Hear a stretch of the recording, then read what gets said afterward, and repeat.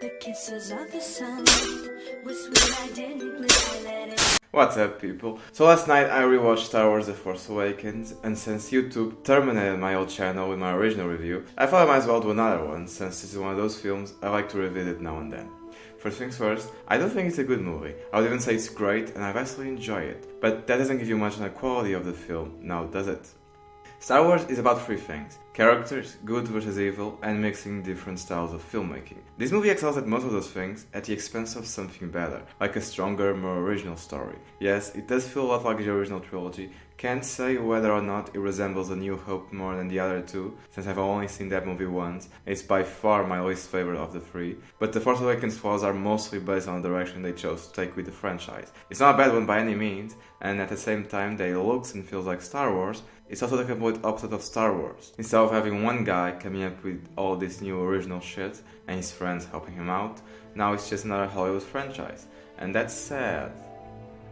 Anyway, unlike the three previous installments where you had confusing plotlines, memes instead of real dialogue, awkward performances, and the most outdated CGI since any other movie with outdated CGI, Episode 7 has terrific performances, especially from the newer cast. Daisy Ridley and Adam Driver were fantastic, just like John Boyega and Oscar Isaac, although Harrison Ford did manage to deliver a great performance, unlike in another movie.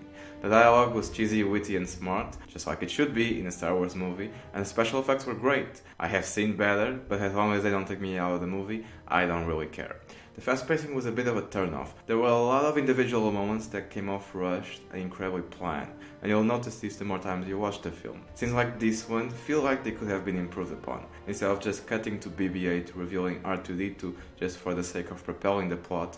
And for the fanboys and girls, we could have seen 30 seconds of BB-8 wandering around the base and then accidentally finding R2-D2. It's little things like that that turn great films into masterpieces. But I guess that would be too much to ask for, and a longer movie would have meant less money for Disney.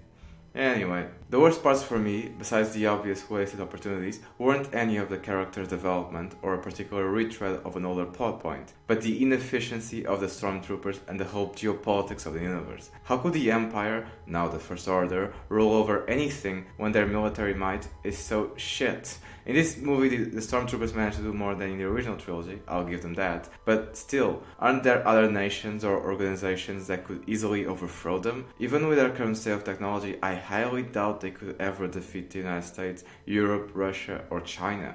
The only time they're ever a threat is when they're in control of a Death Star-like machine.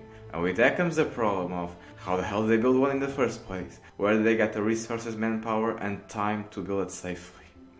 Maybe I'm coming off too nitpicky, but I have just as much fun, if not more, thinking about stuff like this than seeing it in action or seeing it being destroyed.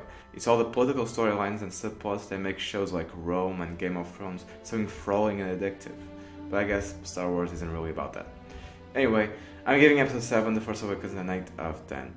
I love this movie. I can watch it even when I don't feel like it, and it brings joy to my cold, dark heart. Anyway, thanks for watching, hope you like it, comment below, down below, leave an upvote for the algorithm, and I'll see you next time. Bye bye!